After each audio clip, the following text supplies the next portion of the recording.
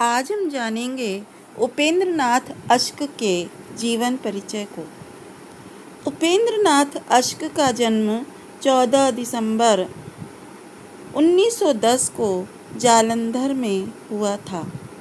इन्होंने लाहौर से कानून की परीक्षा उत्तीर्ण की।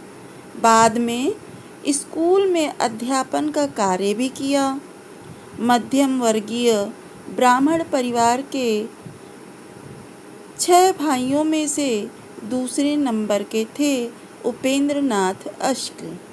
इनके पिता पंडित माधोराम स्टेशन मास्टर थे। बचपन से ही अश्क जी अध्यापक बनने, लेखक और संपादक बनने, अभिनेता और डायरेक्टर बनने तथा फिल्मों में काम करने के सपने देखा करते थे। 1933 में उन्होंने अध्यापन कार्य छोड़कर साप्ताहिक पत्रिका भूचाल का संपादन करने लगे। 1941 में अश्क जी ने दूसरा विवाह किया तथा इसी वर्ष इन्होंने ऑल इंडिया रेडियो में भी नौकरी कर ली। 1945 में ये मुंबई जाकर फिल्मों के लिए लेखन कार्य भी करने लगे। इन्होंने अपने बच्चे के नाम पर नीलाभ प्रकाशन गृह खोला। उपेंद्र नाथ अश्क ने कहानी, उपन्यास, निबंध, लेख, संस्मरण, आलोचना, नाटक, एकांकी, कविता आदि सभी विधाओं पर कार्य किया। इनकी नाट्य रचनाओं में जय पराजय, पापी, वेश्या, लक्ष्मी का स्वागत, विवाह के दिन, छठा बेटा, नया पुराना, चमत्कार, खिड़की, सूखी डाली, चरवाहे, पर्दा उठाओ पर्दा गिराओ आदि प्रमुख हैं।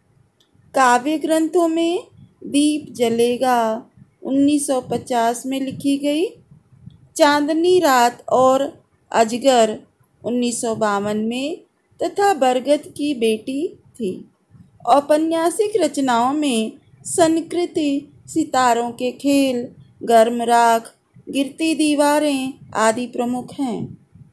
अश्क जी ने लगभग सभी विधाओं पर अपनी लेखनी चलाई। 1972 में अश्क जी को सोवियत लैंड नेहरू पुरस्कार से सम्मानित किया गया। इसके अलावा इन्हें संगीत नाटक अकादमी पुरस्कार से भी सम्मानित किया गया। अश्क जी का निधन 19 जनवरी सन 1996 ईस्वी में प्रयागराज में हो गया। अश्क जी की कहानियों में आदर्शोन्मुख यथार्थवाद दिखाई देता है। कहानी कला तथा रचना शिल्प स्पष्ट कथा तत्व के साथ मूलतः चरित्र के केंद्र बिंदु से पूर्ण होता है। कथाओं में सामाजिक और वैयक्तिक जीवन की समस्त समस्याओं जैसे राग, देश आदि सभी का प्रतिनिधित्व भी दिखाई देता है।